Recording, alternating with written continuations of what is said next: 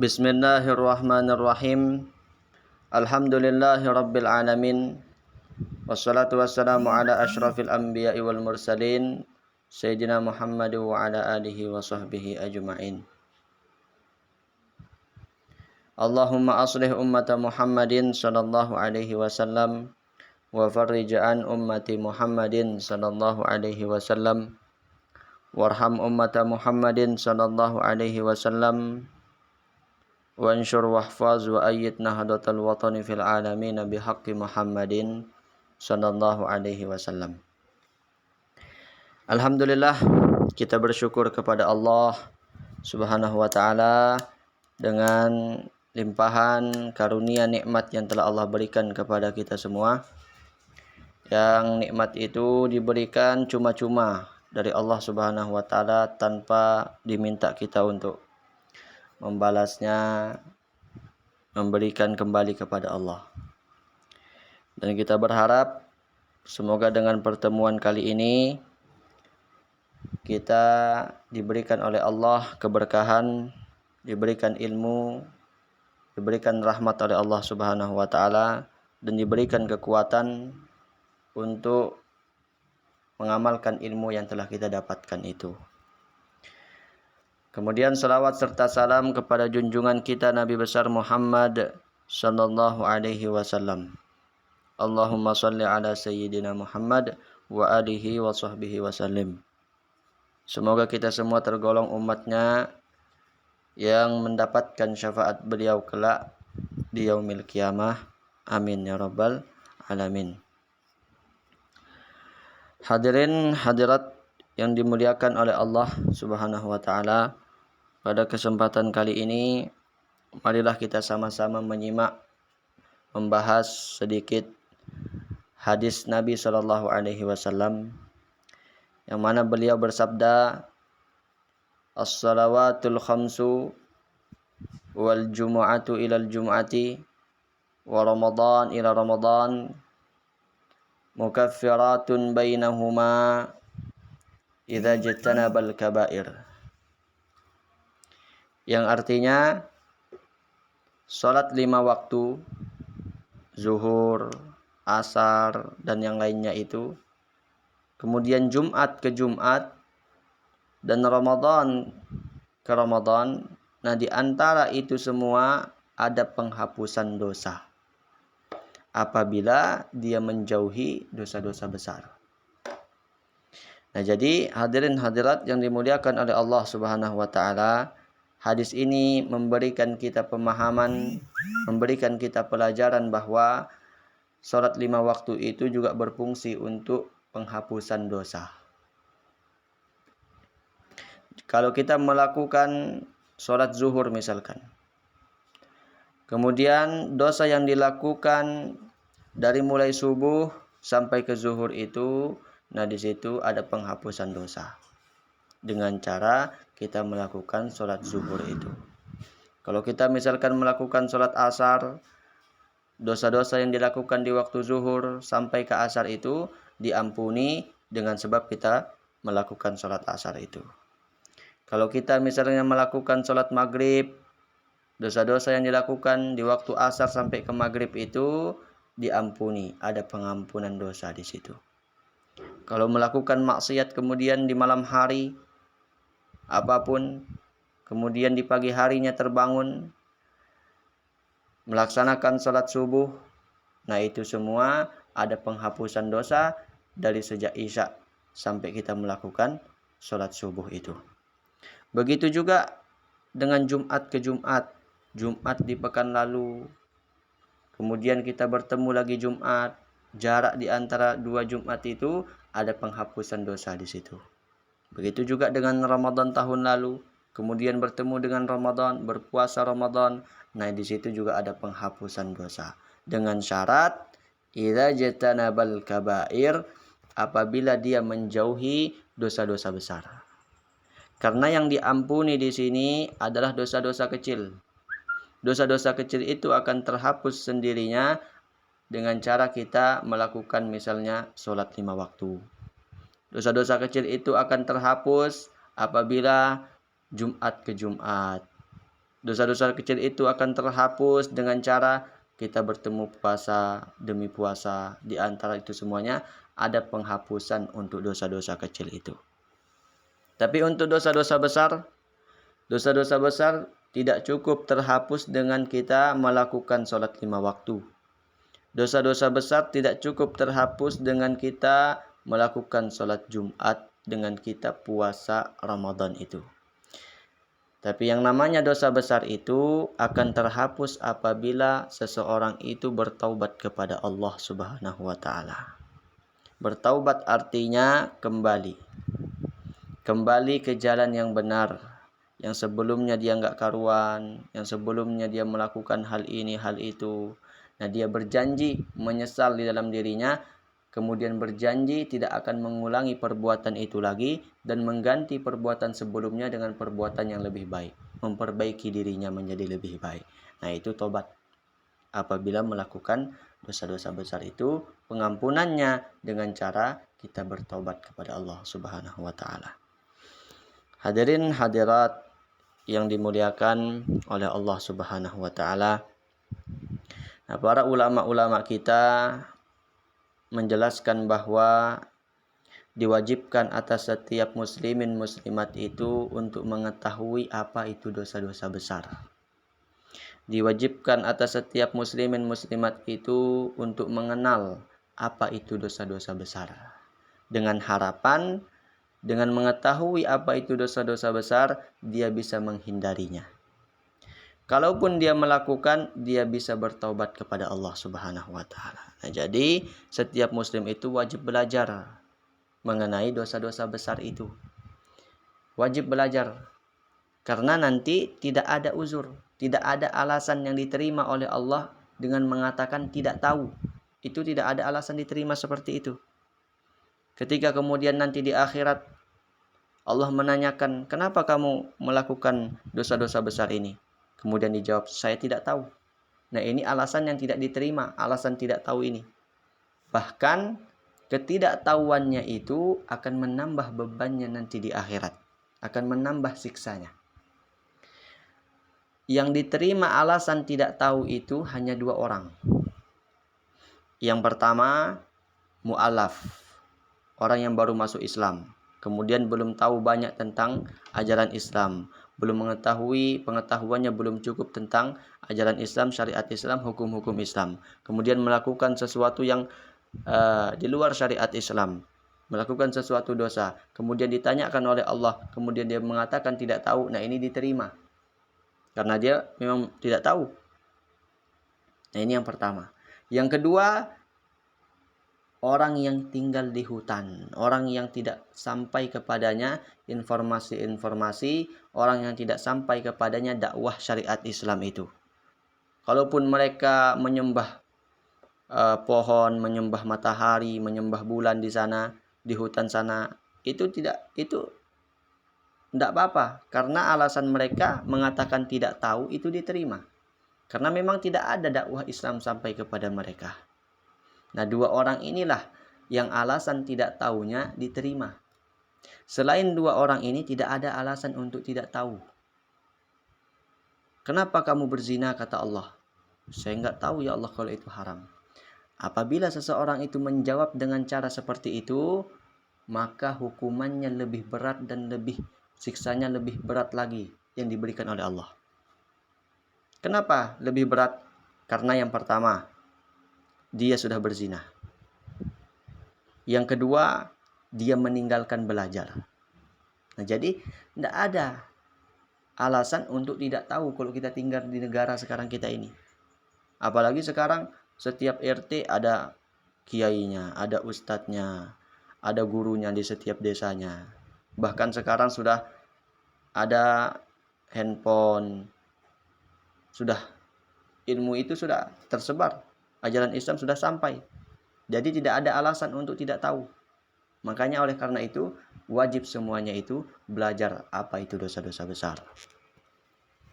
Dan para guru, para kiai, para ulama juga wajib mengajarkan kepada masyarakatnya tentang misalkan apa itu dosa-dosa besar, untuk mengetahuinya itu dengan harapan mereka terhindar terhindar dari itu semuanya.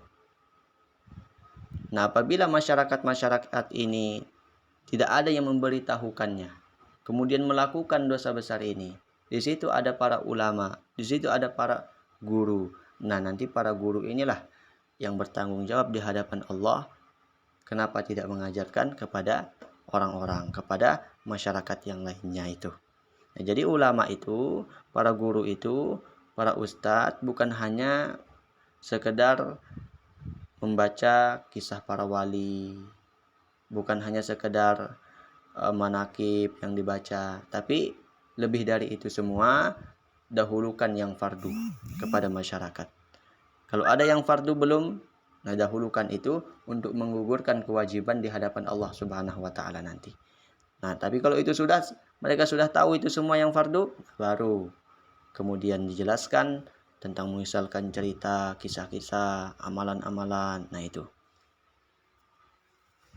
Nah, hadirin hadirat yang dimuliakan oleh Allah Subhanahu wa taala. Kemudian, apa itu dosa besar? Apa definisi dosa besar itu? Apa hadnya, batasan-batasannya yang dikatakan dosa besar?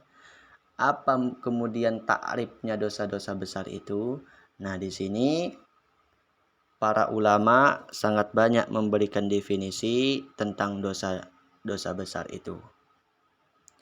Yang pada kesimpulannya bahwa dosa-dosa besar itu, yang pertama artinya dosa besar adalah sesuatu yang difirmankan atau yang dikatakan oleh Rasulullah Sallallahu Alaihi Wasallam, oleh Allah dan Rasulullah Sallallahu Alaihi Wasallam, bahwa itu adalah dosa besar. Nah, maka itu dosa besar namanya. Misalnya Rasul mengatakan dosa besar itu ini. Nah, itu namanya berarti dosa besar. Atau dosa besar itu artinya apabila Allah dan Rasulnya memberikan ancaman laknat kepada pelakunya, atau memberikan ancaman hukuman di dunia bagi pelakunya, atau azab yang dijanjikan di akhirat yang sangat pedih. Nah, itu berarti itu namanya dosa-dosa besar itu. Nah, apa kemudian akibatnya apabila seseorang itu melakukan dosa besar? Kenapa kita ini harus mengetahui apa itu dosa besar? Kenapa kita ini harus mengenali apa itu dosa besar? Karena apabila seseorang itu melakukan satu saja dosa besar, satu aja dilakukan dosa besar, maka dan dia tidak langsung untuk bertaubat, tidak cepat-cepat bertaubat. Nah, orang ini di dalam agama disebut oleh Allah dan Rasulnya di dalam agama dengan sebutan fasik. Ada satu orang melakukan dosa besar, satu yang dilakukan dosa besar, kemudian tidak cepat bertaubat kepada Allah. Nah, orang ini disebut fasik. Tidak bisa dikatakan adil, apalagi dikatakan soleh. Nah, apalagi yang mau dikatakan wali, nggak bisa. Nah, itu. Kalau fasik, kemudian apa jadinya? Kayak mana kalau orang itu fasik? Nah, Allah Subhanahu wa taala berfirman, fa innallaha la yarda 'anil qaumil fasikin. Sesungguhnya Allah tidak ridho kepada kaum orang-orang, golongan orang-orang yang fasik. Allah tidak ridho, artinya Allah tidak meridhoi orang fasik, apalagi mencintainya. Diridhoi aja tidak. Orang yang melakukan dosa besar kemudian tidak cepat bertobat kepada Allah, dia fasik, dan orang fasik tidak diridhoi. Dan orang yang tidak diridhoi oleh Allah tidak dicintai juga oleh Allah. Nah, ini yang pertama. Yang kedua, Allah Subhanahu wa taala berfirman,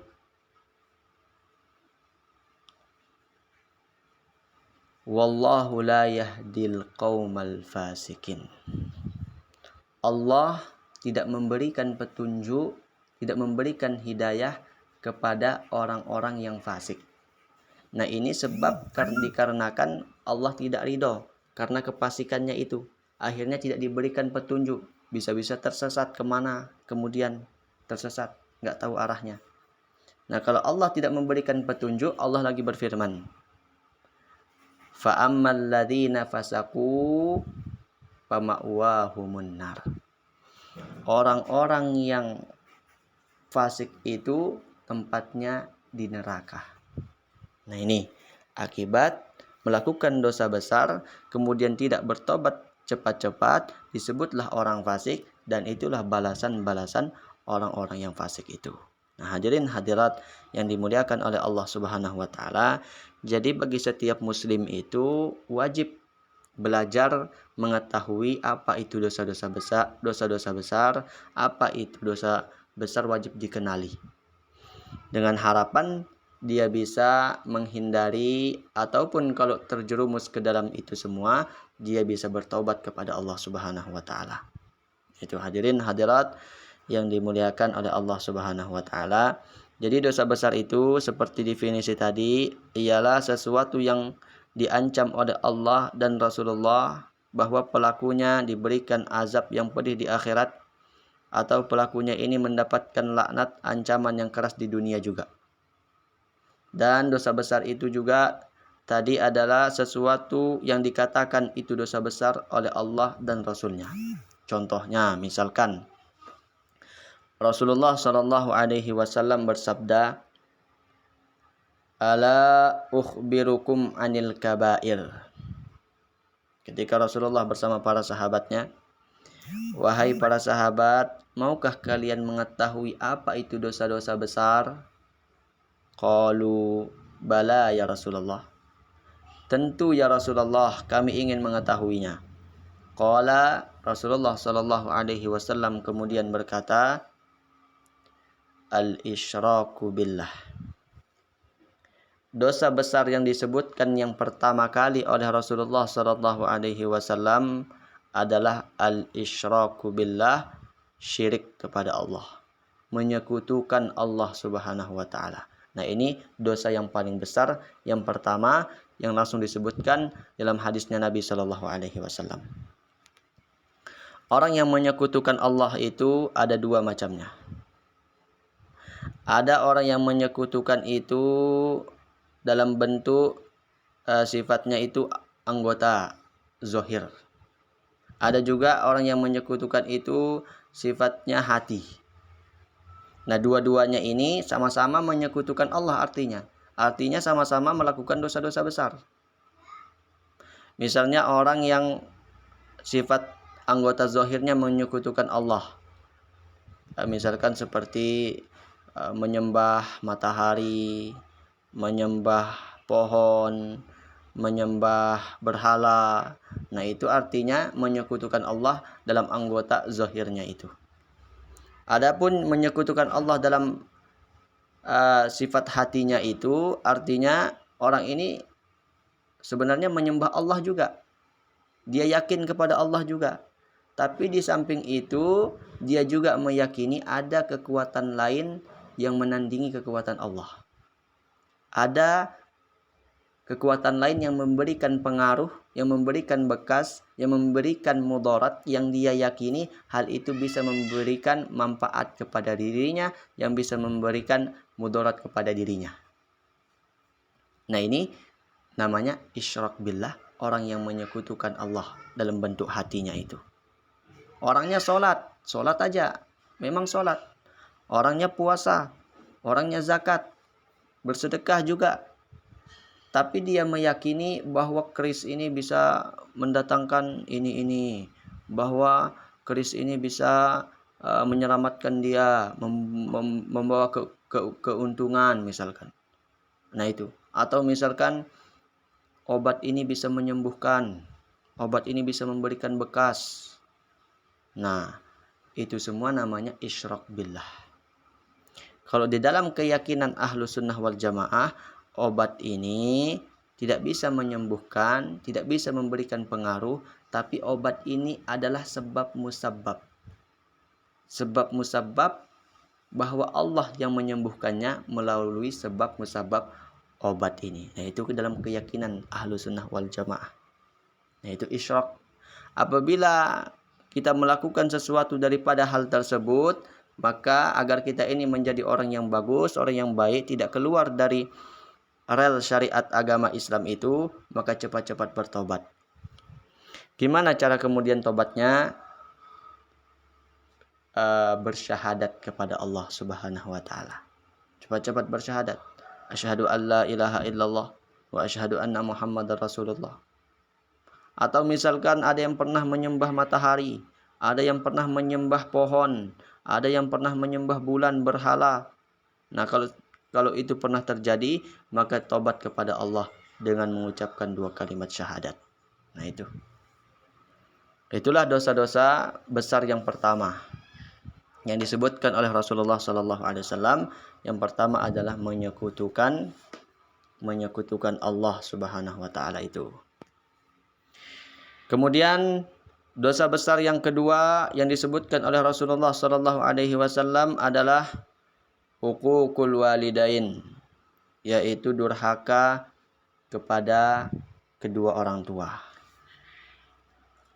Durhaka kepada kedua orang tua ini merupakan dosa yang paling besar nomor 2 yang disebutkan di dalam hadis Nabi Shallallahu Alaihi Wasallam. Apa arti durhaka itu? Durhaka itu dikatakan oleh para ulama, salah satunya Imam Al-Qurtubi, beliau mengatakan durhaka itu artinya mukhalafahu, artinya piwal, artinya tidak menyetujui, tidak sesuai dengan keinginan orang tua walaupun dalam bentuk hal yang boleh. Walaupun dalam bentuk hal yang boleh. Misalkan orang tua kita ini, bapak kita ini menginginkan kita ini begini. Tapi kita tidak begitu.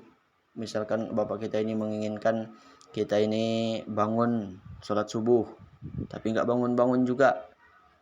Nah, ini walaupun dalam hal boleh, bukan hanya dalam hal itu. Nah, kalau kita tidak menuruti itu, nah kita disebut dengan orang yang durhaka kepada ibu bapak, kepada kedua orang tua itu. Dan dosanya besar orang yang durhaka kepada kedua orang tua. Ini hadisnya pun sahih. Rasul sendiri yang menyebutkan. Nah, itu. Kemudian orang yang durhaka kepada kedua orang tua itu juga dilanjutkan oleh beliau pengertiannya, idza amara fasara wajiban. Apabila orang tua ini memerintahkan sesuatu, maka perintahnya ini menjadi wajib. Misalkan ibu kita menyuruh belikan dulu ke warung sana, belikan atau sapukan dulu rumah sedikit. Sapukan.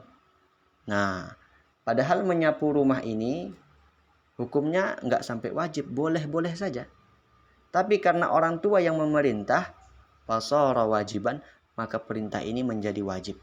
Nah, kalau kita tidak mengikutinya, maka kita termasuk golongan orang yang durhaka kepada kedua orang tua itu. Nah, orang yang durhaka kepada kedua orang tua, na'udzubillah, hidupnya tidak akan berkah. Walaupun memiliki kekayaan, walaupun memiliki harta benda, tapi orang tuanya ditelantarkan, na'udzubillah, orang tuanya tidak diurus, durhaka, apalagi sampai menyakiti hati kedua orang tuanya. Orang yang seperti ini hidupnya nggak bakalan berkah. Nggak bakalan berkah hidupnya di dunia. Orang yang durhaka kepada kedua orang tua itu, apalagi sampai menyakiti hatinya. Ridallah fi ridal walidain wa sukhtullah fi sukhtil walidain. Keridhaan Allah itu terletak pada keridhaan kedua orang tua. Artinya kalau kedua orang tua kita ini tidak ridho, Allah juga tidak ridho. Walaupun amal kita banyak, sholatnya Masya Allah, duha tidak pernah ketinggalan, kemudian tahajud tidak pernah ketinggalan, puasa sunnahnya, sedekahnya luar biasa, tapi Allah tidak menghargai amalan itu semua. Disebabkan karena Allah tidak ridho. Apa karena Allah tidak ridho? Karena orang tua tidak ridho. Nah, itu bahaya apabila mendurhakai orang tua itu. Apabila kita seperti itu, cepat-cepat minta keridhaan orang tua. Minta maaf kepada kedua orang tua. Tobat kepada Allah, kemudian minta maaf kepada kedua orang tua. Pasti diterima maafnya oleh orang tua itu. Nah, itu hadirin hadirat yang dimuliakan oleh Allah Subhanahu wa taala. Tapi kayak mana kalau misalnya orang tuanya sudah meninggal, mau minta maaf sudah nggak ada. Nah, ini Rasulullah Shallallahu Alaihi Wasallam bersabda di dalam hadisnya, walaupun hadis ini memang dikatakan doib, tapi di dalam keyakinan ahlu sunnah wal jamaah, hadis doib itu boleh untuk diamalkan asalkan bukan dalam perkara halal haram, bukan dalam perkara akidah, hukum. Nah, itu boleh diamalkan. Rasulullah Shallallahu Alaihi Wasallam bersabda, "Man zara walidain," siapa yang menziarahi kedua orang tuanya yang sudah meninggal, menziarahi kuburnya, kulla jum'atin, setiap Jumat, ghufira lahu, diampuni dosanya, wa kutiba barran, dan dia dicatat, dihitung sebagai orang-orang yang berbakti kepada kedua orang tua. Nah, kalau mungkin dulu kita sering menyakiti hati ibu atau bapak kita, kemudian mau minta maaf, tapi orang tua sudah tidak ada. Bagaimana? Ziarahi kuburnya minimal setiap hari Jumat itu. Menziarahinya tidak harus membacakan Yasin atau yang lainnya. Karena terkadang orang itu tidak menziarahi. Kenapa tidak menziarahi? Nggak tahu cara menziarahi, nggak tahu bacaannya untuk dibaca di sana. Nggak harus seperti itu. Tapi kalau mau seperti itu, bacakan Yasin bagus. Tapi nggak harus seperti itu. Jangan dengan alasan tidak menziarahi, alasannya nanti tidak tahu bacaannya menziarahi itu bagaimana. Cukup datang ke sana, kemudian berikan salam. Assalamualaikum ya walidi, assalamualaikum ya ummi. Kemudian doakan kebaikan di situ. Atau nanti setelah itu di rumah, kemudian doakan lagi kebaikan. Atau niatkan sesuatu hal-hal amal-amal soleh kepada kedua orang tua kita. Nah, itu cara berbakti. Apabila orang tua itu sudah tidak ada itu.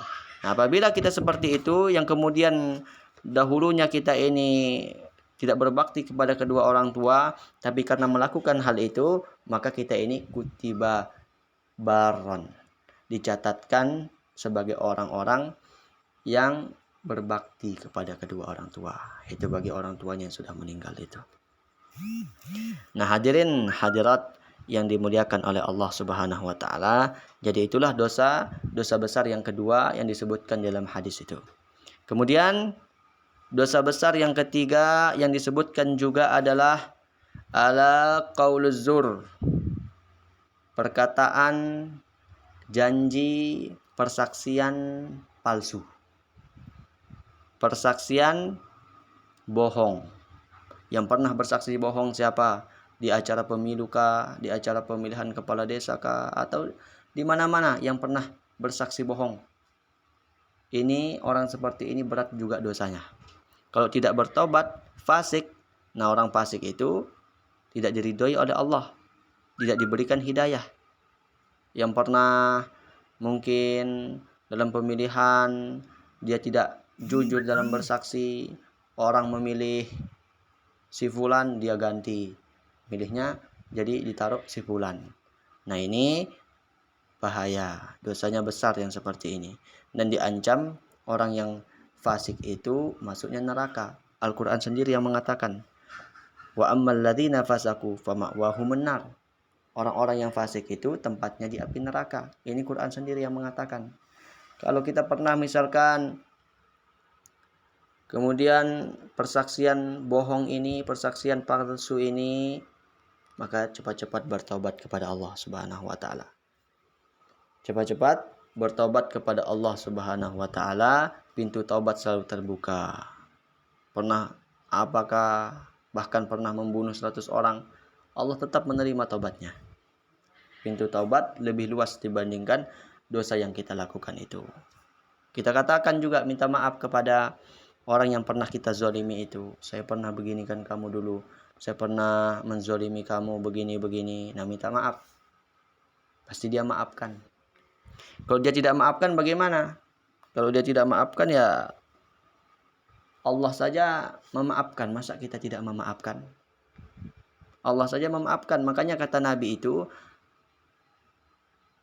saking besarnya pahala yang namanya memaafkan orang itu, Nabi sampai bilang, man kana ajruhu 'alallah falyaqib. Barang siapa yang pahalanya atas Allah, hendaklah dia berdiri, bangun. Bangun. Siapa yang punya pahala atas Allah, bangun. Kata para sahabat, Ya Rasul, siapa yang punya pahala atas Allah? Siapa? Al-afu anin nas. Orang yang memaafkan temannya. Orang yang memaafkan saudaranya. Nah, orang yang seperti ini ada khalal jannah bi ghairi hisab. Orang yang seperti ini akan dimasukkan ke dalam surga oleh Allah tanpa hisab. Nah, itu pahala besar, pahala orang yang memaafkan itu. Nah, itu. Jangan tanggung-tanggung apabila memaafkan orang itu. Nah, jadi 3 dosa besar ini langsung disabdakan oleh Nabi Shallallahu Alaihi Wasallam. Bahkan di dalam karangan para ulama banyak juga yang menyebutkan, yang membahas tentang dosa-dosa besar ini. Semoga dengan kita mengetahui dosa-dosa besar itu, kita bisa menghindarinya. Kalaupun sudah terlaksana, kita minta bertaubat kepada Allah Subhanahu wa taala. Nah, hadirin hadirat yang dimuliakan oleh Allah Subhanahu wa taala, mudah-mudahan Allah memberikan taufik, inayah, pertolongan kepada kita. Allah memberikan hidayahnya kepada kita agar kita ini dijauhkan yang dari namanya melakukan dosa-dosa besar itu, dan kita bisa mengamalkan ilmu yang telah kita dapatkan. Mungkin sampai di sini dulu akhirul kalam. Wallahul muwaffiq wal hadi ila sabilir rasyad. Assalamualaikum warahmatullahi wabarakatuh.